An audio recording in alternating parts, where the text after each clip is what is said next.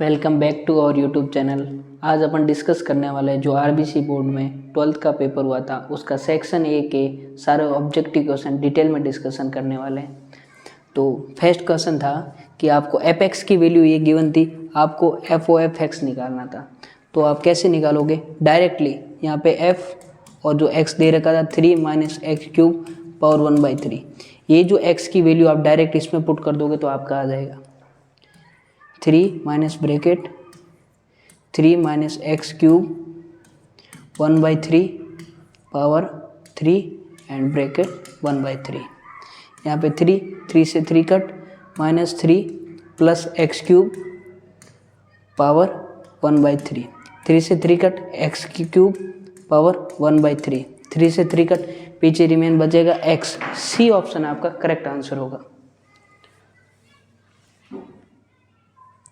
फिर second question में आपको प्रिंसिपल वैल्यू निकालनी थी, साइन इनवर्स रूट ब्रैकेट 1/√2। तो ये किस पे वैल्यू होती है साइन की? साइन π/4 पे होता है, तो साइन इनवर्स साइन π/4, तो इसका आंसर क्या होगा? π/4। A option correct answer. Third question था आपका जिसमें आपका AIJ M × N इसके ऑर्डर दे रखे थे। एक स्क्वायर मैट्रिक्स है, कोई भी स्क्वायर मैट्रिक्स कब होती है? जिसमें उसके नंबर ऑफ रोज किसके इक्वल हो? नंबर ऑफ कॉलम के। तो M = N। सी ऑप्शन आपका करेक्ट आंसर था। नेक्स्ट क्वेश्चन नंबर 4 है,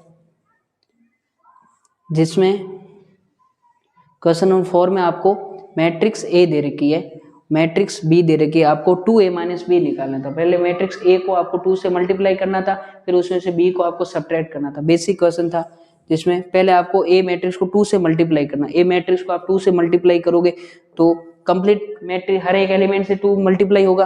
तो यहाँ पे 2 4 6 4 6 2, इसमें से माइनस करना आपको B मैट्रिक्स 3 -1 3 -1 0 2। आप 2 में से -3 माइनस करोगे तो -1, 4 में से आप माइनस प्लस 4 + 1 कितना हो गया? 5। 6 में से आप 3 माइनस करोगे तो 3, फिर आप 4 में से माइनस प्लस 1, तो 4 + 1 5। 6 - 0 6, 2 में से 2 माइनस करोगे तो 0, -1 5 3 5 6 0। कौन सा ऑप्शन? ए ऑप्शन आपका क्या हो गया? Correct answer. Next question number 5 है, जिसमें आपको इस डिटरमिनेंट्स की वैल्यू चाहिए थी। कुछ नहीं, डायरेक्ट आपको क्रॉस मल्टीप्लाई करके आप डिटरमिनेंट्स को सॉल्व कर सकते हो, जिसमें आप इसको मल्टीप्लाई करते, क्रॉस मल्टीप्लाई। तो x² - x + 1 को आप मल्टीप्लाई करते x + 1 से, फिर आप माइनस करते, सब्ट्रैक्ट करते x - 1 और x + 1। x² को आप x से मल्टीप्लाई करते तो x3, x² को 1 से मल्टीप्लाई करते तो प्लस x², -x को x से मल्टीप्लाई करते तो -x², -x को 1 से मल्टीप्लाई करते तो -x, फिर आप +1 को x से मल्टीप्लाई करते तो +x, फिर आपका +1। यहाँ पे फॉर्मूला लग जाता है a² - b², a + b a - b a² - b², तो -x², ये माइनस प्लस हो जाता है तो +1। यहाँ पे आपका x² से x² कट हो गया, -x से x कट हो गया, तो x³ - x², 1 और 1 कितना हो गया? 2। तो कौन सा ऑप्शन करेक्ट है? आपका सी ऑप्शन करेक्ट आंसर है। कौन सा option? x³ - x² + 2। Basic question था, डिटरमिनेंट्स को आपको सॉल्व करना था बस। नेक्स्ट आपका क्वेश्चन नंबर 6, जिसमें आपको 2x + 3y = sin y दे रखा है, आपको डेरिवेटिव निकालना है dy/dx। आपको x के रेस्पेक्ट में डेरिवेटिव करना है। आप 2x का x के रेस्पेक्ट में डेरिवेटिव करोगे तो क्या आएगा? 2 सिंपल, और प्लस 3y का आप x के रेस्पेक्ट में डेरिवेटिव करोगे तो क्या आएगा? 3 dy/dx। फिर आप sin y का आप डेरिवेटिव करोगे x के रेस्पेक्ट में, तो डायरेक्ट पता होता है cos y, फिर dy/dx। इधर साइड में dy/dx को भेज के कॉमन ले लेंगे, तो 2 = यहाँ प्लस का उस साइड गया माइनस का, cos y dy/dx -3 dy/dx। यहाँ से आप 2 dy/dx कॉमन लोगे तो पीछे क्या बचेगा? cos y -3। ये इधर किस में मल्टीप्लाई में, उधर गया तो डिवाइड में, तो 2 के नीचे डिवाइड आ जाएगा cos y -3। कौन सा ऑप्शन? बी ऑप्शन आपका क्या हो गया? Correct answer. सिंपली आपको डेरिवेटिव करना था, फॉर्मूला पता होना चाहिए, sin y का डेरिवेटिव करते हो तो cos y आता है और फिर dy/dx। नेक्स्ट आपका क्वेश्चन नंबर 7, जिसमें आपको ऑल्सो डेरिवेटिव फाइंड करना था। इसमें भी कोस इनवर्स ये दे रखा है। जब भी आपके इनवर्स ट्रिग्नोमेट्री के फंक्शन हो तो आपको सिंप्लीफाई पहले करना है कि अगर इसकी सिंपलेस्ट फॉर्म हो सके तो आपको डायरेक्ट देखते ही पता चला 1 minus x square 1 plus X square. ये अगर x की जगह आपने tan थीटा पुट किया तो ये डायरेक्ट फॉर्मूला बन जाएगा 1 minus tan square theta upon 1 plus tan square theta. किसका होता है? cos 2 थीटा का फॉर्मूला होता है। तो आपको डायरेक्ट x इक्वल टू यहाँ पे tan थीटा पुट करना था। जैसे ही आप tan थीटा पुट करते ये फॉर्मूला किसका बन जाता? cos इनवर्स cos 2 थीटा का। तो cos इनवर्स से cos कैंसिल हो जाता, फिर क्या बचा 2 थीटा, और थीटा की वैल्यू यहाँ से आ जाती, क्या आती? tan inverse x। tan inverse x theta की जगह आता tan इनवर्स x, और tan इनवर्स x का आप डेरिवेटिव डायरेक्ट जानते हो क्या होता है 1 अपॉन 1 प्लस एक्स स्क्वायर। तो 2 1 प्लस एक्स स्क्वायर, ये 2 पहले ही था मल्टीप्लाई में, 2 अपॉन 1 प्लस एक्स स्क्वायर। कौन सा ऑप्शन? सी ऑप्शन आपका करेक्ट आंसर हो गया 7 question, 2 upon 1 plus X square. Next question number 8 में आपको दे रखा है the rate of change of area of circle with respect to its radius R at the R equal to 5 centimetre. आपको rate of change निकालना है circle का area का, जिसमें आपको रेडियस कितनी दे रखी है 5 सेंटीमीटर। तो सर्कल का एरिया क्या होता है पाई आर स्क्वायर। इसमें आर के रेस्पेक्ट में क्या करना है डेरिवेटिव 2 पाई आर। किस आर पे चाहिए? आर की रेडियस, आर की वैल्यू क्या दे रही है रेडियस को 5 सेंटीमीटर, तो आर की जगह 5 लगाओगे। 2 इंटू 5 इंटू पाई 10 पाई। सिंपल क्वेश्चन, डी ऑप्शन आपका क्या हो जाएगा करेक्ट आंसर। फिर नेक्स्ट क्वेश्चन नंबर 9,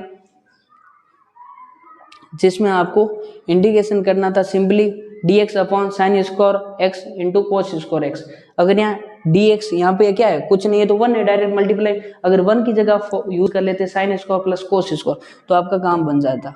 यहाँ पे अगर sine square plus cos square x upon sine square x cos square x, अगर इनको अलग अलग तरीके से करते आप साइन स्क्वायर अपॉन ये अलग अलग स्प्लिट करके करते sine square upon sine square cos square, sine square से साइन स्क्वायर कट हो जाता तो पीछे क्या बता आपका 1 upon cos square. 1 upon cos square किसके इक्वल होता है सेक स्क्वायर, इसका dx। फिर आप इसको करते कोस स्क्वायर से कोस स्क्वायर कट होके क्या बता 1 अपॉन साइन स्क्वायर x, वो किसके इक्वल होता है कोसेक स्क्वायर x।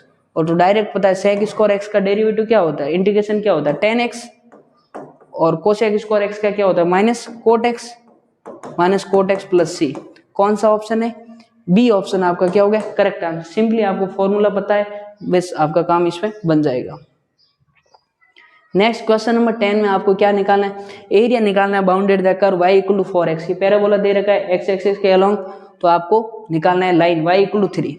तो पैराबोला इसमें किस टाइप का बनेगा सिंपली y x के अलोंग इस तरीके से, और आपको लाइन क्या दे रखी है y इक्वल टू 3, यहाँ पे 0,3 इसका निकालना था आपको।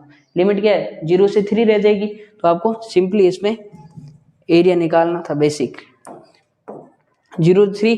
आप यहाँ क्या लोगे x लोगे तो यहाँ dy। हमेशा जो पीछे रहते हो जिसकी रिएक्शन करते हो उसी की लिमिट लगेगी। तो x की वैल्यू क्या है x की वैल्यू y स्क्वायर अपॉन 4 है, तो यहाँ पे 0 से 3 y की x की वैल्यू आ गई y स्क्वायर अपॉन 4 और dy। इसका अगर इंटीग्रेशन करते तो क्या होगा y की पावर 3 अपॉन 4 इंटू 3, और लिमिट क्या है 0 से 3।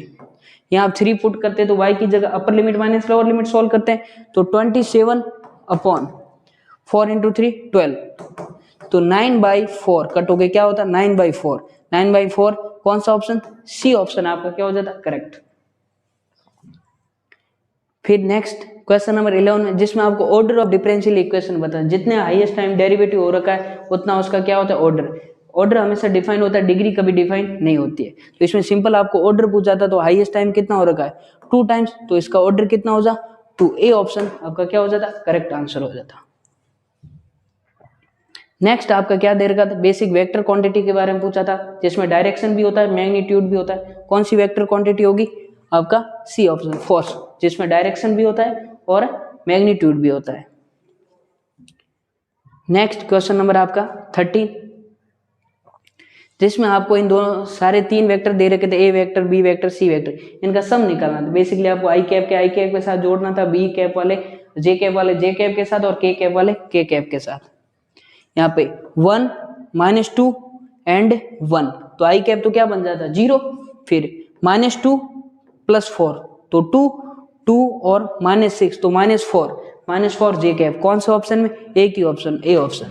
तो डायरेक्ट आपका ए ऑप्शन होता है। बेसिकली आपको आई कैप के साथ, जे कैप वाले जे कैप के साथ, के कैप वाले के कैप के साथ बस सम करना था आपको।